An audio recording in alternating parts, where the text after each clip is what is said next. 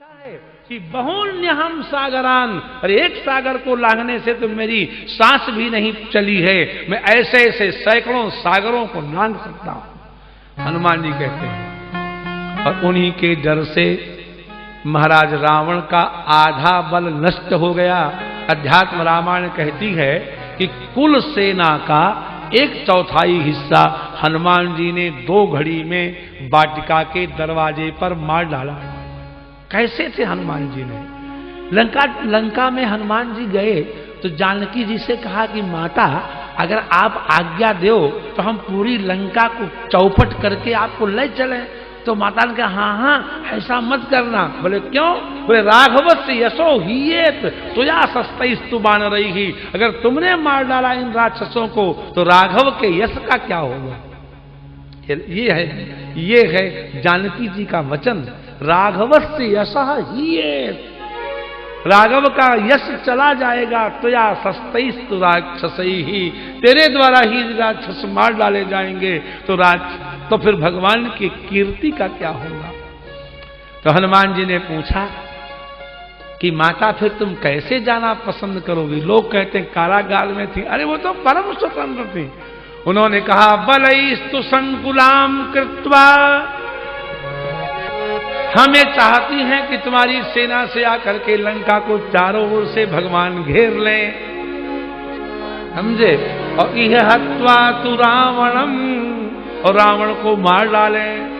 और उसके बाद माम नयेत यदि काकुत्स्थः, और फिर यदि हमको ले जाएं तो तत्तस्य सदृशम भवेत्, तो ये राम जैसा काम हो, अगर हम तुम्हारे साथ चली जाएंगी तो ये तो वैसे ही होगा जैसे रावण वहां से उठा लाया और यहां से तुम उठा ले गए, फिर राम जी का क्या होगा? ये है हनुमान जी। नाम हो गया हनुमान जी के कारण, किसका? राम जी। हाँ, राम जी को कौन जानता? भक्ति कहती है नारद जी तुम्हारा भी नाम हो गया। तो नारद जी ने कहा मेरा नाम किससे हो गया? बोले ध्रुव और प्रहलाद से। वाह, तुम्हारे शिष्य कैसे हैं? जयति जगति माया यस्य काया धवस्ते, वचन रचन में कम केवलं चाकलय्य।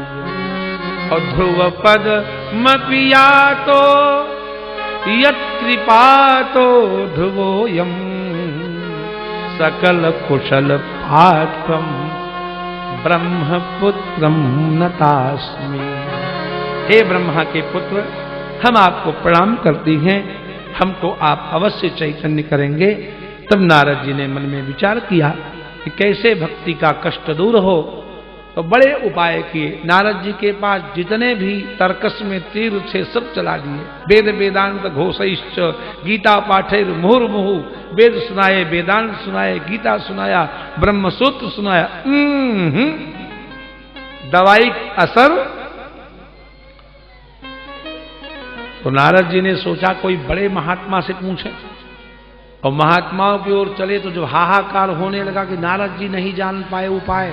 तो महात्माओं ने अपने चेलों से कहा कि जब नारद जी आए तो कह देना गुरु जी 12 वर्ष के मौन में चल रहे हैं।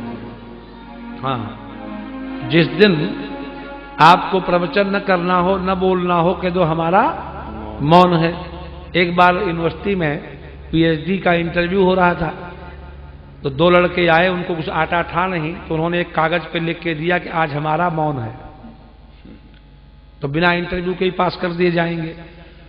कुलपति भी बड़ा बुद्धिमान था, उसने कहा अपने असिस्टेंट से कि ये जब इनका मौन टूट जाए तो इनसे पूछ लेना कि तुम्हारा मौन किस दिन नहीं रहता, हम उसी दिन आरडीसी की मीटिंग बुलाएंगे और सिर्फ तुम्हारे लिए हम इंटरव्यू 2 व्यक्तियों के लिए करेंगे।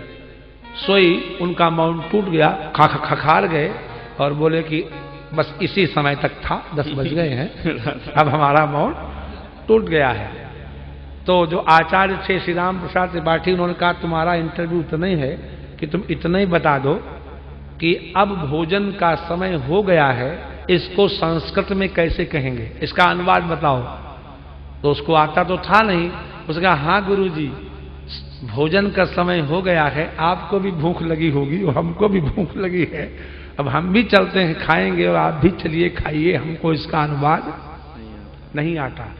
जब व्यक्ति असमर्थ होता है तब वो ढोंग करता है। इसलिए लिखा हुआ है कि मूकी भूतास तथैवान्य कियंतस्तु पलायिता। कुछ संतों ने कहा हमारा मौन चल रहा है, और नारद जी ने कहा अरे मौन है तो क्या, हम तख्ती पर लिख करके पूछ लेंगे। तो कुछ पिछले दरवाजे से कियंतस्तु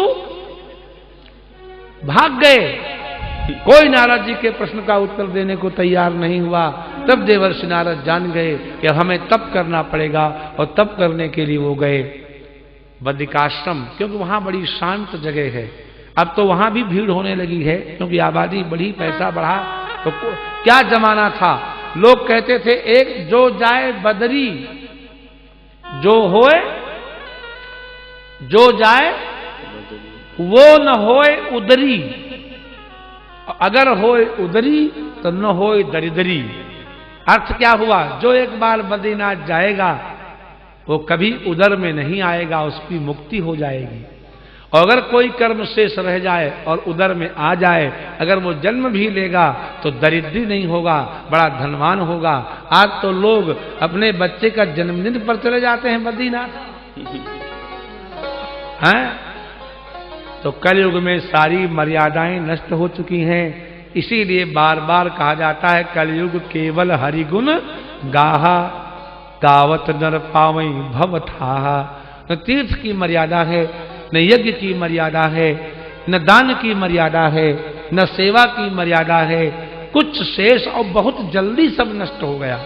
50 वर्ष में सब स्वाहा हो गया। पता नहीं कैसा काल आया, जो चीज हजारों वर्ष में नष्ट नहीं हो पाई थी वो इन 50-60 वर्षों में नष्ट हो गई। देवर्षि नारद तप करने के लिए चले, और वहां पर उनको सनक सनंदन सनातन सनत कुमार जी का दर्शन हुआ। कहाँ?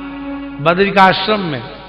और उन्होंने सब कथा सुनी नारद जी की, बोले चलो तप मत करो, हम तुम्हें ज्ञान वैराग्य और भक्ति को चैतन्य करने का उपाय सुनावेंगे। वो क्या है? श्रीमद् भागवत शास्त्र। तो देवर्षि नारद ने कहा कि श्रीमद् भागवत शास्त्र, हमने वेद सुनाया, वेदांत सुनाया, हमने उनको गीता सुनाई, ब्रह्मसूत्र सुनाया, और उनका कोई लाभ नहीं हुआ। तो जो वेद में नहीं है, जो वेदांत में नहीं है, जो गीता में नहीं है, ऐसा भागवत जी में क्या है? तब सनकादियों ने कहा कि वेदोपनिषदाम सारा जाता भागवती कथा। ये है वेद, वेदांत, ब्रह्मसूत्र, उपनिषद, गीता आदि जो हैं, ये हैं वृक्ष, और इनसे निकला हुआ फल है श्रीमद् भागवत। तो जैसे गन्ने में जड़ से लेकर के अंत तक शर्करा व्याप्त रहती है, लेकिन वह शर्करा गन्ने के पेड़ को काट करके डालने से खीर मीठी नहीं होती। जब पृथकभूत हो जाता है तब वो विश्व मनोहर होता है।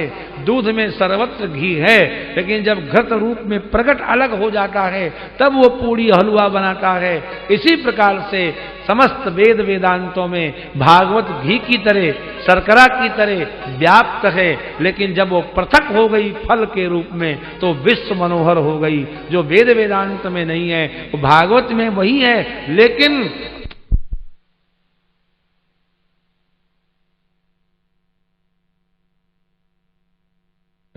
अमर तरंगा गंगा हरिद्वार में आनंद घाट पर बैठ करके सुनाई, और इस कथा को श्रवण करके भक्ति, ज्ञान, वैराग्य तीनों बड़े पुष्ट हो गए। उसी सभा में नृत्य करने लगे तीनों।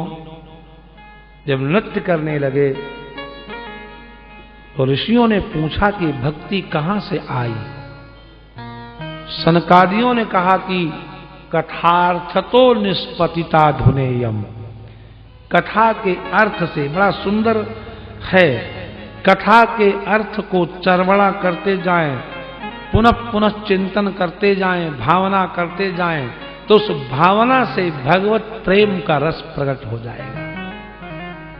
कथार्थतः, कथा के अर्थ से भक्ति प्रकट हो जाती है।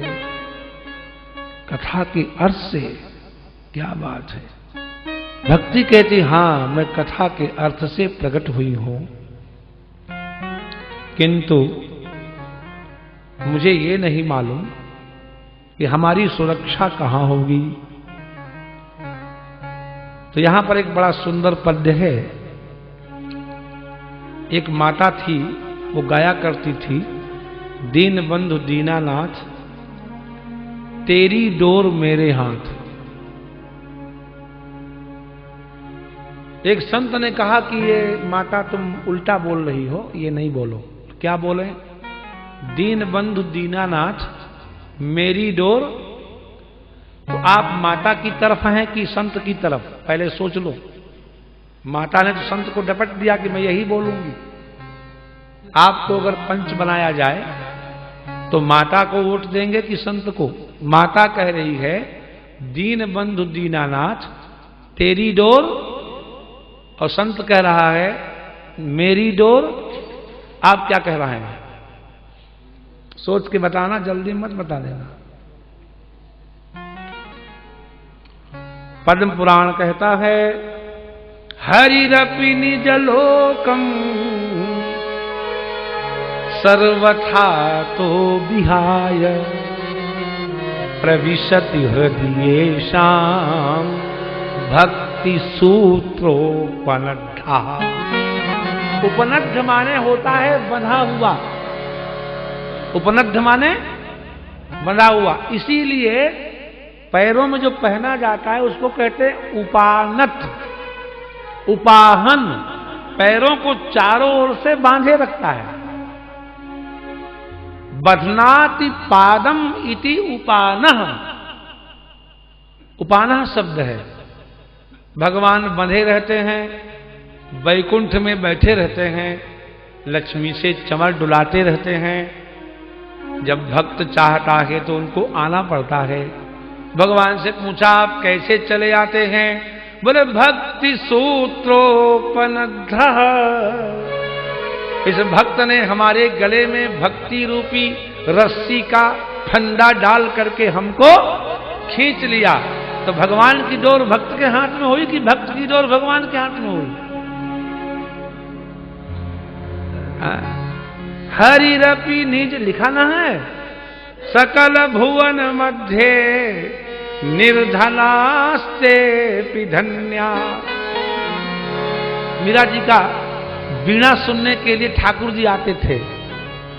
सूरदास के भजन सुनने के लिए ठाकुर जी आते थे। रैदास के भजन सुनने के लिए ठाकुर जी आते थे, क्योंकि भक्ति के डोर में बंधे हुए।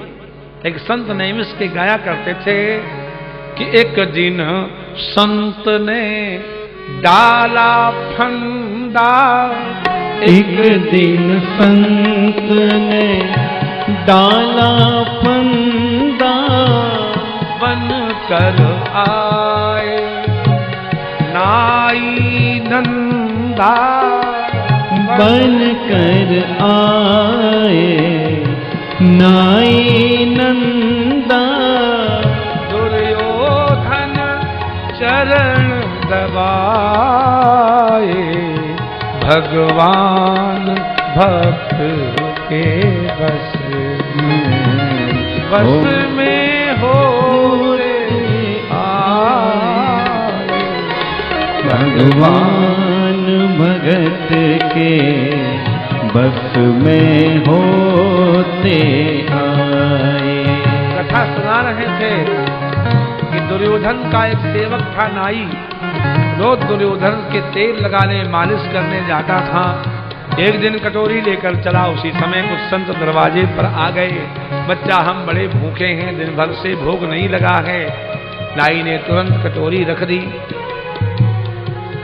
सीधे की व्यवस्था की, गायों के उपले सूखे जला दिए, आहारा तैयार हो गया।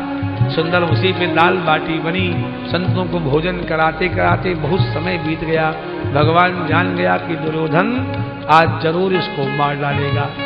भगवान ने कहा अगर आज ये मारा गया तो कोई साधु की सेवा नहीं करेगा। तुरंत नंदा जैसा वेश बनाया, साफा बांधा, कटोरी ली, पहुंच गए। जब मालिश करते हैं, नंदा आज तेरे हाथ का स्पर्श बड़ा सुकोमल और सुखदाई लग रहा है। भगवान ने सोचा नालायक लगा ले इसी तरह से ठेल, ये तो हमारे भक्त का चमत्कार है।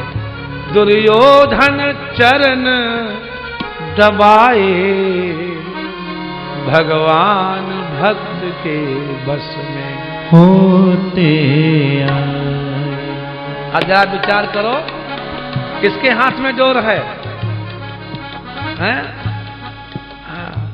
इसलिए जाकर के सनक सनंदन सनातन संत कुमार से भक्ति ने पूछा, सरकार बताओ हम कहाँ रहें? बोले उन भक्तों के हृदय में रहो जिनके हृदय में रस्सी का फंदा रहता है। जब चाहते हैं तो भगवान को पकड़ के खींच लेते हैं। और यही बात श्रीमद् भागवत के द्वितीय स्कंद के 8वें अध्याय के 5वें श्लोक में लिखी है।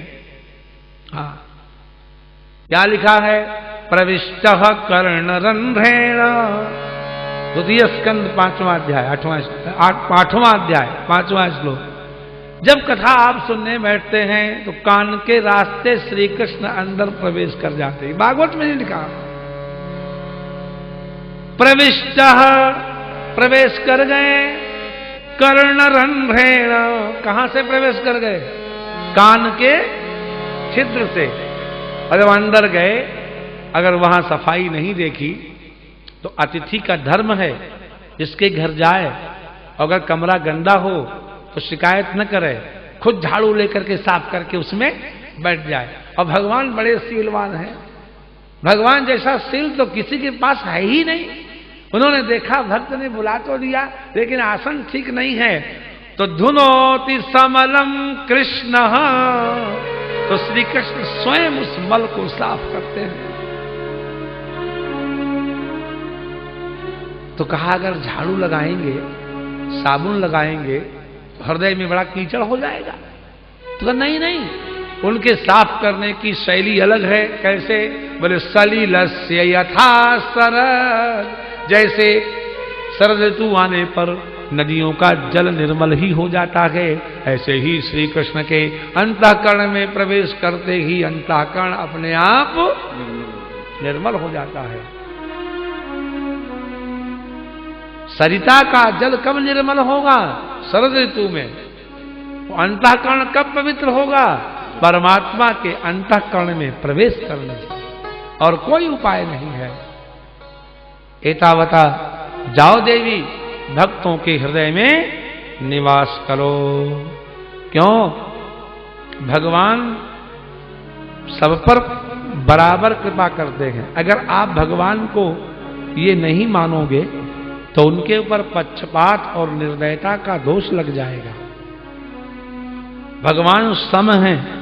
जाओ, तुम्हें कोई वहां देख भी नहीं सकता, और वैष्णवों के चित्त में आनंद पूर्वक बैठो जाकर के। भक्ति प्रसन्न हो गई, भक्तों के हृदय की ओर बढ़ गई, ज्ञान वैराग्य भी वहीं चले गए। इसलिए न्यायाचार्यों से पूछा गया ज्ञान कहाँ रहता है, तो उन्होंने कहा ज्ञानाधिकरणम आत्मा, आत्मा के कटोरे में ज्ञान का रस निवास करता है। और ज्ञान तब परिपक्व माना जाता है जब वह भक्ति को प्रकट कर दे, क्योंकि सोहन राम प्रेम बिनु ज्ञानू, भगवान के प्रेम के बिना ज्ञान अच्छा नहीं लगता। कर्णधार बिनु जिमि जलयानु, जैसे कर्णधार के बिना जहाज बेकार है, ऐसे भक्ति के बिना ज्ञान बेकार है। बहुत बढ़िया नाव है लेकिन कोई वहां केवट नहीं, कैसे पार जाएंगे? बहुत उत्तम ज्ञान है लेकिन प्रेम का अगर केवट नहीं है तो ये नौका भवसागर पार नहीं जा सकती। इसलिए भगवान से एक ही प्रार्थना करनी चाहिए कि हमें भी तारो तो हम भी जाने। सुना है तारे है तुमने लाखों, हमें जो तारो तो हम भी जाने। सुना है तारे है तुमने लाखों, हमें जो तारो तो हम भी जाने। सुना है तारे है तुमने लाखों, हमें जो तारो तो हम भी जाने। सुना है तारे है तुमने लाखों, हमें जो तारो तो हम भी जाने।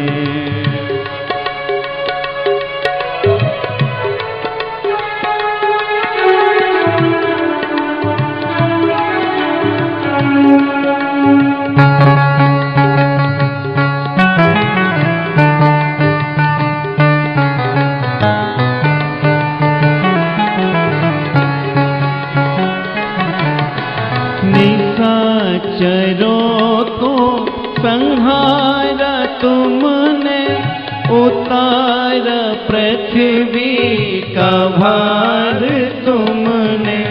निशाचरों को संहारा तुमने, उतारा पृथ्वी का भार तुमने।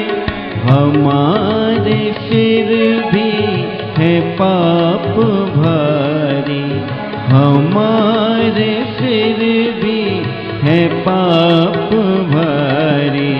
उन्हें उतारो तो हम भी जाने। सुना है तारे है तुमने लाखों, हमें जो तारो तो हम भी जाने।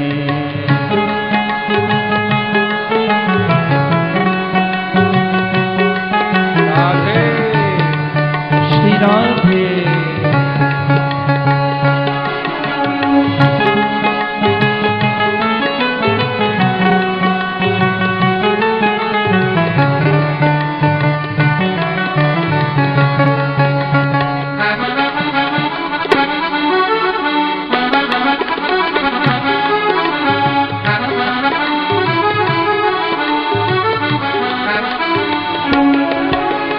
हरा अहिल्या का शाप तुमने, मिटाया सबरी का ताप तुमने। हरा अहिल्या का शाप तुमने, मिटाया शबरी का ताप तुमने। हमारे भी पाप ताप भगवन, हमारे भी पाप ताप भगवन। अगर निवारो तो हम भी जाने। सुना है तारे है तुमने लाखों, हमें जो तारो तो हम भी जाने।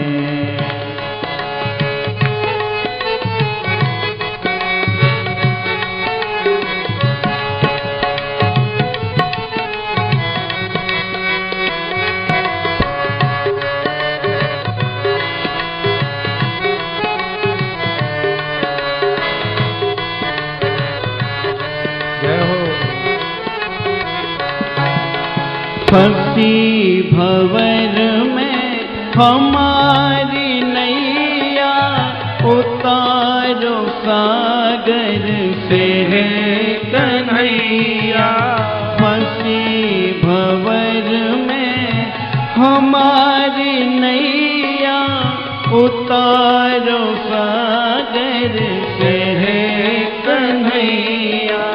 सहारे हम तुम्हारे भगवन, सहारे हम हैं तुम्हारे भगवन अगर उबारो तो हम भी जाने, सुना है तारे है तुमने लाखों, हमें जो तारो तो हम भी जाने, हमें जो तारो तो हम भी जाने, हमें जो तारो तो हम भी जाने।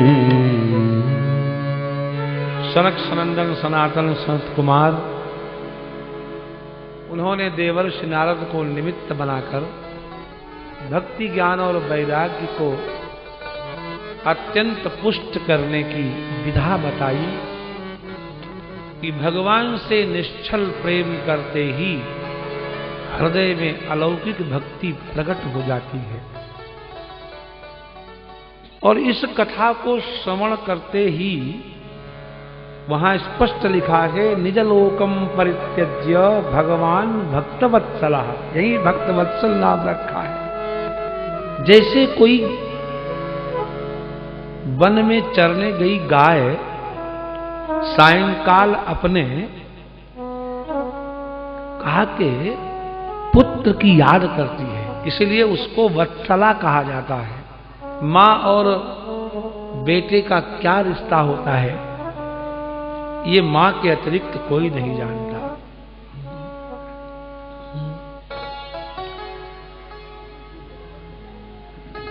आदाय मांसमखिलम स्तनवर्जमंगात्, मां बागुरिक मुंच प्रयाहि धाम, अद्यापि ग्रास ग्रसन ग्रसनानभिज्ञः, मन्मार्ग वीक्षण परः ससुतो यतः में। एक हिरणी को व्याध ने पकड़ लिया और मारने के लिए किया तो हिरणी कहती कि हे हिरण, मेरे सारे शरीर का मांस तू ले ले, लेकिन मेरे स्तन को तू मत काटना, क्योंकि मेरा पुत्र अभी घास खाना नहीं जानता है और वो मेरी रास्ता देख रहा है। आदाय मांसमखिलम, सारा मांस ले लो, स्तनवर्जमंगात्, स्तनवर्जम, स्तन मत लेना, मां मुंच बागुरिक, हे व्याध मुझे छोड़ देना, फिर मैं चली जाऊंगी। तो केवल उस अंग को तू क्यों छुड़ाना चाहती है? फिर नहीं कहती, अद्यापि ग्रास कवल ग्रसनान भिज्ञा, अभी भी घास खाने के, कवलों को खाने में अनभिज्ञ है, और मन मार्ग वीक्षण परः, और वो मेरा रास्ता देख रहा है, ससुतो यतो में, इसलिए और सब ले लो लेकिन हमारा दुग्ध स्थान छोड़ दो। ये मां कहती है। महाभारत के वन पर्व में एक यक्ष आता है, कथा सुनी होगी आपने, जहां पांडव जल पीने जाते हैं और बाद में सब पत्थर होके मर के गिर पड़ते हैं, अंत में युधिष्ठिर जाते हैं। याद आया? नहीं आया तो सुन लो। जब 12 वर्ष बीत जाते हैं पांडवों के वन में, तो 1 वर्ष उनको अज्ञातवास करना होता है। तो पांचाली और 5 पांडव विराट नगर की ओर चलते चलते थक जाते हैं, तो कहते हैं बहुत प्यास लगी है, भैया नकुल जाओ पानी ले आओ। तो जिस सरोवर में वो पानी लेने जाते हैं, उस सरोवर पर एक यक्ष रहता है, यक्ष एक देवता विशेष, और वो कहता है कि मेरे प्रश्न का उत्तर देकर तब पानी ले जाना, अगर तुमने पहले ही पानी लेने की कोशिश की तो तुम्हारी मृत्यु हो जाएगी। तो वो चूंकि क्षत्रिय थे, थोड़ा बलवान थे, तो उन्होंने उसकी अवज्ञा की। जैसे जल पीना चाहा, सो पेट में जल गया और तुरंत उनकी मृत्यु हो गई। नहीं लौट के स्वभाव गुण केरा काल कर्म, स्वभाव गुण केरा काल कर्म, स्वभाव गुण केरा। सीताराम बोलो, राधे श्याम बोलो, सीताराम बोलो, राधे श्याम बोलो, सीताराम बोलो, राधे श्याम बोलो, सीताराम बोलो, राधे श्याम बोलो। गोकर्ण ने कहा, पिताजी आपके दुख का कारण ये धुंधकारी नहीं है, आपके दुख का कारण है ममता। ये तुम्हारा पुत्र है, इसलिए तुमको दुखी होना पड़ रहा है। देखो, ये रुधिर और मांस से बना हुआ जो शरीर है, ये भी तुम्हारा नहीं है। भागवत जी में 2 जगह पर एक प्रश्न उठाया गया है कि शरीर किसका है। देहा किमन्न दातु स्वम। अजा विचार करिए, जो हमें अन्न देता है, क्या शरीर का स्वामी वो है?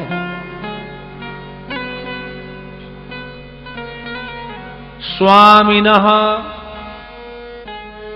स्वामी का है ये। मातुर पितुर्वा बलिनः निषेक्तुर्मातुरेव च। जो हमें अन्न देता है, जो हमारा स्वामी है, ये शरीर उसका है क्या? अथवा जिस माता के उदर में मैंने जन्म लिया है, क्या ये शरीर उस माता का है? अथवा जिस पिता ने निषेचन किया था, क्या ये शरीर उस पिता का है? देह किमन्न दातु स्वम निषेक्तुर्मातुरेव वा। स्वामी का है, पिता का है कि माता का है? या मातुः पितु हुआ, अथवा जो माँ का पिता है, नाना, क्योंकि नाना ने पुत्री उत्पन्न की, पुत्री हमारे पिता को दी और तब हमें शरीर मिला, तो इसका मतलब इस शरीर का मालिक हमारा नाना है क्या? मातुर पितुर्वा बलिनः, अथवा जो बहुत बलवान है, जबरदस्ती पकड़ ले गया, दास बना लिया, क्या शरीर उसका है? और क्रेतुः, अथवा पकड़ के जिसको हम बेच दिया, क्या ये शरीर उसका है? अग्नेः सुनो पिबा, अथवा जब प्राण निकल जाएंगे, अग्नि इसका भक्षण करेगा, तो शरीर का मालिक क्या अग्नि है? और अग्नि सबको नहीं मिलती, तो जब उसको नहीं मिलेगी तो क्या यह शरीर उस सुनह माने कुत्ते, कौवे और गीध का है? आखिर इस शरीर का स्वामी कौन है? हम दुनिया के स्वामी तो बन रहे हैं, लेकिन अभी तक हमने निश्चय नहीं कर पाया कि हमारा स्वामी कौन है, इस पर किसका अधिकार है, कौन इसको देख रहा है टकटकी लगाए हुए। महाभारत में एक बड़ी मधुर कथा है, थोड़ी छोटी सी है, सुन लीजिए। एक ब्राह्मण का बालक अत्यंत सुंदर था। सर्प ने डस लिया, असमय में उसकी मृत्यु हो गई।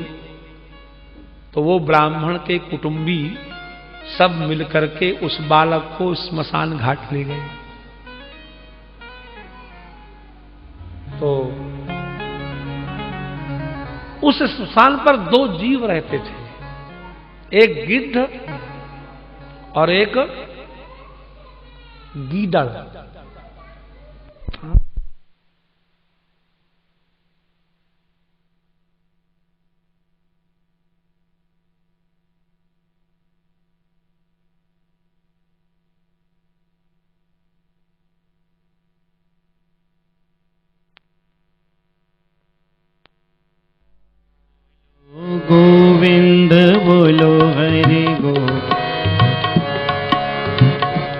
तो उस बालक को जब उन दोनों ने देखा तो गीदड़ ने कुटुंबियों से कहा कि नचात्र प्राप्ता कश्चिद मृत्यु धर्म उपागतः, जो मृत्यु को प्राप्त हो जाता है, यहां आ जाता है, वो कभी जीवित नहीं रहता, इसलिए तुम भयानक स्मशान में क्यों बैठे हो, जल्दी से अपने घर जाओ। किसने कहा? गीदड़ ने। क्यों कहा? अभी दिन है। हाँ नहीं, ये बात गिद्ध ने कही, अभी दिन है और दिन में हम खा सकते हैं मुर्दा। तो जब उसको रख कर के बालक को चलने लगे तो गीदड़ कहता है, अमुम कनक वर्णाभम बालम प्राप्त यौवनम, इस सोने के समान शरीर वाले जिसको अभी यौवन भी नहीं मिला, इस बालक को छोड़ करके तुम जा रहे हो। अरे स्नेहम कुरुत सा आदित्योयम सुतो मूढ़ा, अरे देखो अभी सूर्य है। स्नेहम कुरुत शाम प्रथम, अरे थोड़ा प्रेम तो कर लो इससे। कौन कह रहा है? गीदड़। हाँ, गीदड़ कह रहा है, क्यों गीदड़ रात में खाएगा तो उसकी इच्छा यह है कि थोड़ी देर अगर ये लोग रुके रहें और गिद्ध इसको न खा पाए तो जब सूर्यास्त के बाद ये लोग जाएंगे तो हमारा राज्य हो जाएगा। और बार बार गिद्ध कहता है कि नहीं, तुम जो है जल्दी से जाओ। कंकाल बहरे घोरे सर्व प्राणी भयंकरे, यहाँ कंकाल पड़े हैं, बड़ा डर है, कैसे स्मशान में ठहरा नहीं जाता, जल्दी जल्दी तुम लोग चले जाओ, क्योंकि यहाँ आने के बाद कोई लौटकर नहीं जाता। तो जब गिद्ध कहता है चले जाओ तो चल पड़ते हैं, और जब गीदड़ कहता है रुक जाओ तो रुक जाते हैं। और इस प्रकार से वो 100 बार चले और 100 बार लौटे। महाभारत तो समुद्र है, और 100 बार लौटे और हाहाकार करके रोने लगे कि हाय हम क्या करें। तब भगवान शिव वहां प्रकट हो गए। उन्होंने कहा, तुम्हारे स्नेह को देख करके मैं पिघल गया, तुम्हारे पुत्र को मैं जीवित करता हूं। बालक तो जीवित हो गया और उसको गिद्ध को भगवान ने वरदान दिया कि तुम स्वल्प भोजन करके भी बहुत दिनों तक तुमको भूख नहीं लगा करेगी। और गीदड़ से कहा, तुम्हें श्रम नहीं करना पड़ेगा, दूसरे लोग मारा करेंगे शिकार और तुम खाया करोगे, जाओ। इस प्रकार से तो कहने का अर्थ क्या है कि ममता शरीर में जरूर है, लेकिन हम अभी तक निर्णय नहीं कर सके कि इस शरीर के ऊपर गिद्ध आंख लगाए है कि गीदड़ आंख लगाए। पिताजी जाया सुतादिषु सदा ममताम विमुंच। देखो, प्रवचन करने के लिए तो अनंत शास्त्र है, लेकिन ज्ञान पाने के लिए एक वाक्य काफी होता है। कितना? एक वाक्य। ज्ञान का फल ही मौन है। आपने शायद कथा सुनी हो, रंग जी के मंदिर के बगल में लाला बाबू का मंदिर है। इसकी कहानी जानते हैं? बहुत बड़े राजा थे बंगाल के। माघ का महीना था, यही महीना था। धूप ले रहे थे कोठी के सामने। धोबिन आई थी कपड़ा देने के लिए, देर हो रही थी। नदी पार उसका घर था धोबिन का। धोबिन ने अपने पति से कहा, देर हो रही है, पार जाना है। किससे कहा? पति से, जल्दी चलो। तो राजा ने सुन लिया। क्या कहा देवी तुमने? नहीं सरकार, मैंने आपसे नहीं कहा। वह नहीं, मुझसे न कहा। कहा किससे कहा? बोले मैंने कहा है कि देर हो रही है और पार। राजा लाला बाबू ने कहा, बिल्कुल ठीक कहा तूने, देर हो रही है और पार जाना है। उसके बाद वो अपनी कोठी में चढ़े नहीं, सीधे वृंदावन आए। क्योंकि राजा थे, सुंदर यहां मंदिर बनाया, जीवन भर यहां भजन किया, अंत में अपने सदगति को प्राप्त हुए। तो कभी कभी एक धोबिन के वाक्य से भी वो वैराग्य हो जाता है तो बड़े बड़े पुराण पढ़ भी नहीं होता। गोकर्ण कहते हैं, जाया सुदादिषु सदा ममताम विमुंच। सारे ज्ञान का समस्त भंडार इस एक पंक्ति में भरा हुआ है। इससे श्रेष्ठ ज्ञान की कोई पंक्ति नहीं होती। इसने ये नहीं कहा कि तुम भोग मत करो। अब जितने लोग यहाँ श्रोता बैठे हैं, हम भी आए हैं, जितने बैठे हैं ये सब जानते हैं कि जिस सफेद चद्दर पर वो बैठे हुए हैं वो उनकी नहीं है। जानते हो कि नहीं? तो ले जाने की योजना है कि छोड़ जाओगे? क्यों? क्योंकि आपका ये निश्चय पहले से ही है कि ये चद्दर हमारी। तो जाते समय एक क्षण भी लगाओगे, तुरंत चल दोगे। लेकिन अगर आपका रूमाल भी होगा और खिसक गया हो कहीं, तो ढूंढोगे पूरे हाल में रूमाल कहां गया।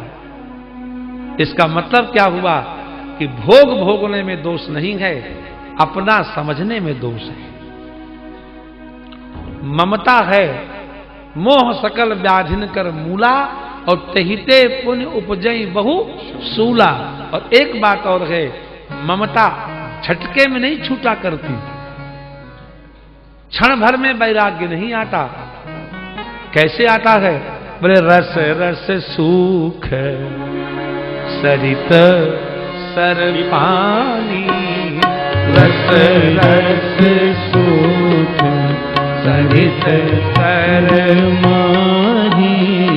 इस समय शरद ऋतु है तो नदियों का जल धीरे धीरे सूख रहा है कि बहुत जल्दी जल्दी? हाँ? रस रस सूख सरित सर पानी, रस रस सूख सरित सर पानी। ममता त्याग करही जीवी प्राणी, ममता त्याग करही जीवी प्राणी। ममता त्याग करहि जिमि ज्ञानी, ममता त्याग करहि जिमि ज्ञानी। ज्ञानी पुरुष ममता का त्याग धीरे धीरे करते हैं। हाँ, पहले कहते हैं कि पुत्र मेरा नहीं है, फिर कहते हैं पत्नी मेरी नहीं है, फिर कहते हैं घर मेरा नहीं है, फिर कहते हैं धन मेरा नहीं है। और इस घर को, इस संसार को क्या समझ लेते हैं? होटल का कमरा, लॉजिंग हाउस, रेल का डिब्बा, धर्मशाला, हॉस्टल। जो ये रहनी सीख जाएगा, हे पिताजी, उसके लिए संसार नष्ट हो और चाहे रहे, उसको कोई परवाह नहीं है। तब क्षण भंगुरता की दृष्टि प्रकट होगी। पश्यानिशम जगदिदम क्षण भंग निष्ठम, वैराग्य राग रसिको भव भक्ति निष्ठा। सारा संसार क्षण क्षण बदल रहा है, नाश की ओर जा रहा है। वैराग्य के रस में डूब जाओ, भक्ति निष्ठ हो जाओ। देखो, एक बड़ी पुरानी मसल है, गुड़ खाओ, गुलगुलों से परहेज करते रहो। धीरे से बोलो राधे राधे। राधे राधे। क्या? रस पियो, फलों से परहेज करो। इसका अर्थ क्या है? गंभीर भी बातें हैं और सरल भी बातें हैं। गंभीर सुने तो गंभीर में ज्यादा रसोत्पत्ति होती है। मैं एक प्रश्न आपसे करता हूं, सिर हिलाते जाना, ऐसे से या ऐसे से। आपने एक पेड़ लगाया आम का, बहुत बढ़ गया, बढ़िया होगा, शाखाएं आ गईं, फूल आ गए, आप प्रसन्न हुए, संतुष्ट भी हो गए, बस अब कुछ नहीं चाहिए कि भी संतुष्ट हैं। फूल मात्र से संतुष्टि हो गई? नहीं हुई। अब फल आए, फल मात्र से भी संतुष्टि नहीं हुई। अब फल पकने लगे, जब रस भर जाएगा वो मुंह में जाएगा, जब दबाओगे मुंह भर जाए, तब संतुष्टि होगी।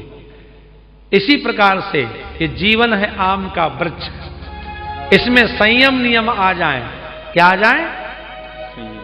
डायबिटीज होने से अगर शक्कर छोड़ी तो क्या छोड़ी? शक्कर पहले छोड़े, इसको छोड़ना कहते हैं। बात समझ में आई कि नहीं? घर के लोग पूछें कि आज भोजन क्या बने, और आप कह लीजिए मुझे नहीं मालूम, जो बनाओ वही ठीक है। समझ लीजिए धीरे धीरे काम बन रहा है। मैं सही सही कहता हूं, ये माताएं अच्छी तरह जानती, बहनें सही सही बताना, एक आपसे भी पूछ लें, रोज भोजन बनाती हो, एक दिन सीरियल देखने के क्रम में अगर 2 बार नमक पड़ जाए और पति देवता भोजन करने आवे तो लंका कांड पढ़ेंगे कि सुंदर कांड? नहीं समझ में आई बात है? लोग कहते हैं मैं संसार को छोड़ दूंगा, एक दिन का नमक तो छोड़ ही नहीं सकते, एक दिन का नमक कम और ज्यादा सहन नहीं होता, संसार कैसे छूटेगा? हैं? हम सो रहे हैं, गोकर्ण ने अपने पिता से कहा, पिताजी जगो। क्या कहा? हाँ, भगवान कृष्ण कहते हैं अर्जुन जग जा। अर्जुन ने कहा जगा कब जाता है? बोले या निशा सर्वभूतानाम तस्याम जागृति संयमी, जहां सब लोग सोते हैं वहां योगी जगता है। और यस्याम जागृति भूतानी, और जिन भोगों के प्रति भोगी जागता रहता है वहां पर क्या है?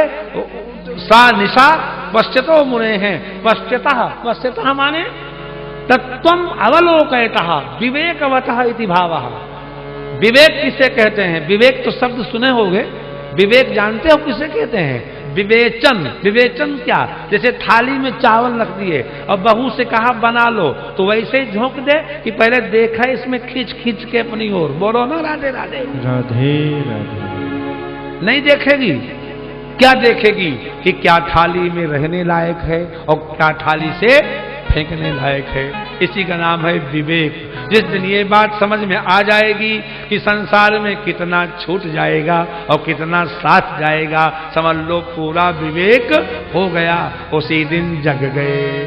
अरे जानिया तब ही जीव जग जागा, जानिए तब ही जीव जब जागा। जीव जग गया हो, जीव जग गया। कब जगा? जब सब विषय विलास विरागा, जब सब विषय विलास विरागा। नाक कहती है परफ्यूम लाओ, त्वचा कहती है एसी लगाओ, आंखें कहती हैं बगीचा लगाओ, जिह्वा कहती है बढ़िया भोजन बनाओ, कान कहते हैं हमारी प्रशंसा करो। दिल से बोलो राधे राधे राधे राधे। कहते हैं कि नहीं कहते हैं? एक इंद्रिय को आज तक हमने तृप्त नहीं कर पाया, एक इंद्रिय को कर पाया। एक का उदाहरण ले लो, आज के 50, 60, 70 वर्ष पहले ये पंखे नहीं थे, 80 वर्ष पहले नहीं होंगे। जिस दिन ये पंखा आया, त्वचा रानी बोली, हम खुश आनंदित हुई। पहले हाथ के पंखे करते थे, बड़े आदमियों के यहाँ छत में पंखे लगे रहते थे कपड़े के, और रस्सी बांध के खींचा जाता था। उन पंखों को आपने शायद कभी देखा हो, हैं? मंदिरों में है, और हमने तो गांव में घरों में देखा है बड़े लोगों के। जिस दिन ये पंखा आया उस दिन त्वचा बोली बस हो गया, एक्सीलेंट, इससे ज्यादा मुझे कुछ नहीं चाहिए। लेकिन जिस दिन ये पंखा पुराना पड़ने लगा, त्वचा बोली इसमें से गर्म हवा निकलती है, ये तो 2 कौड़ी का है। तो त्वचा को प्रसन्न करने के लिए हमने पानी का पंखा बनाया। क्या नाम रखा? कूलर। थोड़े दिन के बाद उस कूलर में से लू निकलने लगी, त्वचा बोली ये तो बेकार है। अब वो डिब्बे बनाए, कौन से?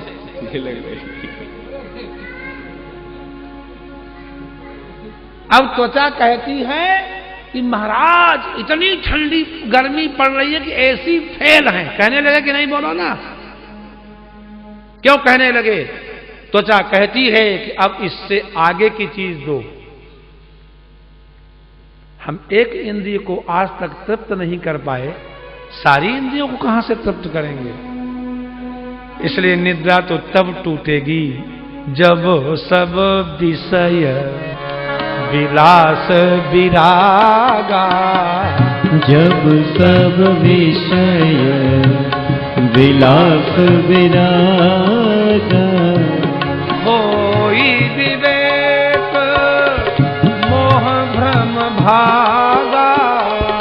मोहि विवेक मोह ब्रह्म भागा, तब रघुनाथ शरण अनुरागा, तब रघुनाथ चरण अनुरागा।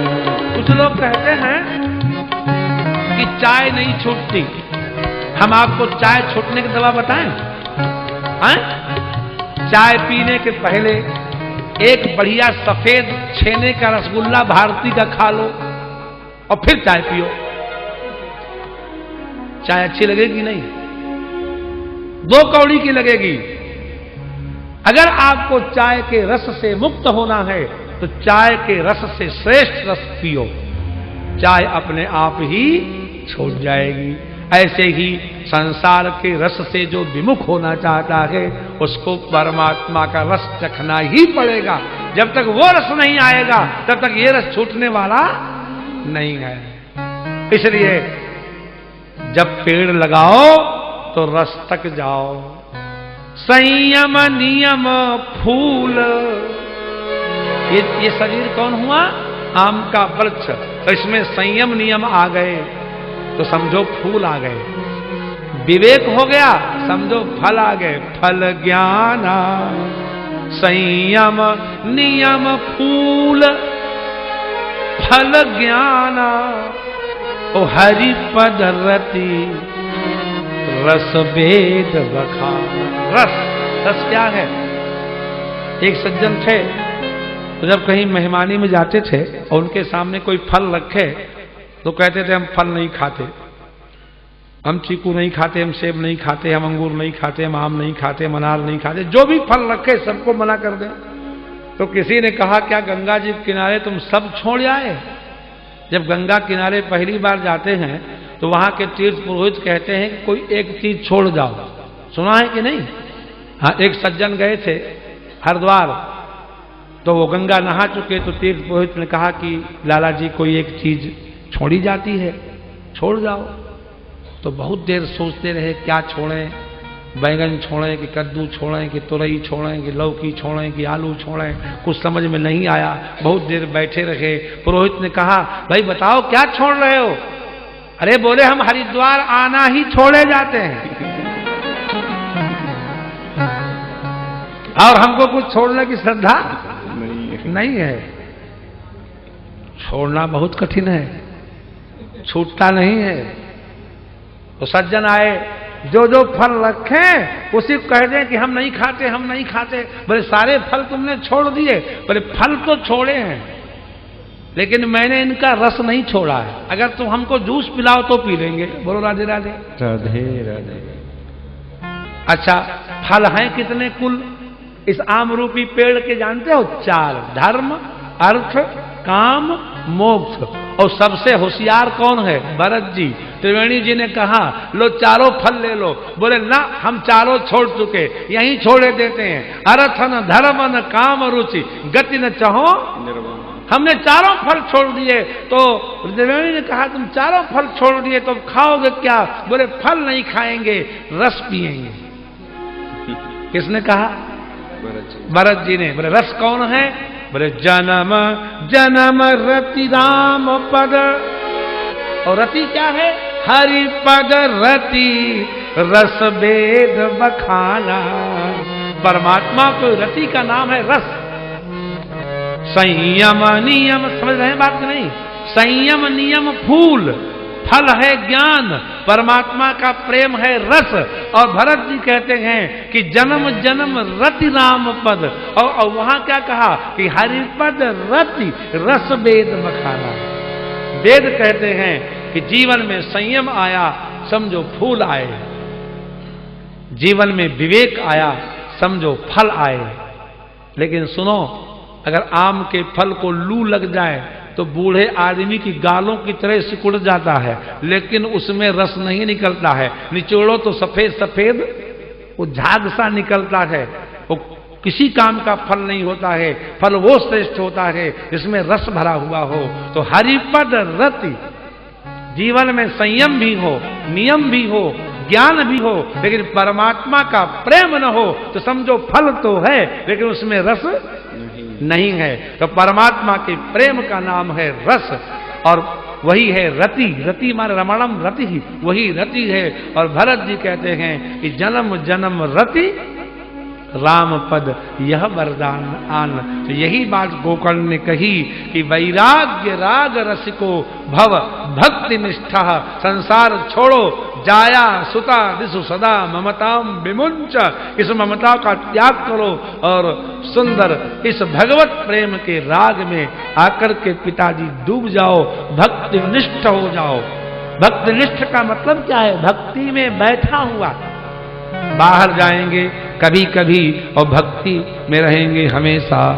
तो एवं जानते हो एक कथा एक बड़ा भारी व्यंग है। आजकल ज्यादातर लोग रिटायर कर कितनी वर्ष में होते हैं? और आत्मदेव की उम्र कितनी है यहाँ? गत 60 वर्षा, 60 वर्ष का है। क्यों? जब 60 वर्ष का हो जाए तो धीरे धीरे अपने अंगों को उसी तरह सिकोड़े जैसे कछुआ भोग करने के बाद अपने अंगों को सिकोड़ता है। भगवान श्री कृष्ण गीता के दूसरे अध्याय में अर्जुन को समझाते हुए कहते हैं कि यदा संहरते चायम कूर्मोंगानी व सर्वसः, जैसे कछुआ अपने अंगों को समेटना सीख जाता है ऐसे ही जो जीव अपनी इंद्रियों को समेटना सीख जाए। आहा, कहां से समेटना है? इंद्रियाणि इंद्रियार्थेभ्यः। हाँ, घर में 10 सूट रखे रहते हैं लेकिन हमको लेटेस्ट पीस चाहिए, नहीं समझे? हैं? ये पुराना दादी के हाथ का दिया गया जेवर है, इसकी बनावट 2 कौड़ी की है, अब ऐसा करो नई डिजाइन चाहिए। कैसी? ये क्या है? ये केवल नेत्रों को तृप्त करने की बात है। इंद्रियाणि इंद्रियार्थेभ्यः, आंख को रूप से हटावे, जिह्वा को रस से हटावे, श्रवण को शब्द से हटावे, नासिका को गंध से हटावे और त्वचा को स्पर्श से हटावे। झटके में नहीं, धीरे धीरे। बोलो हाँ।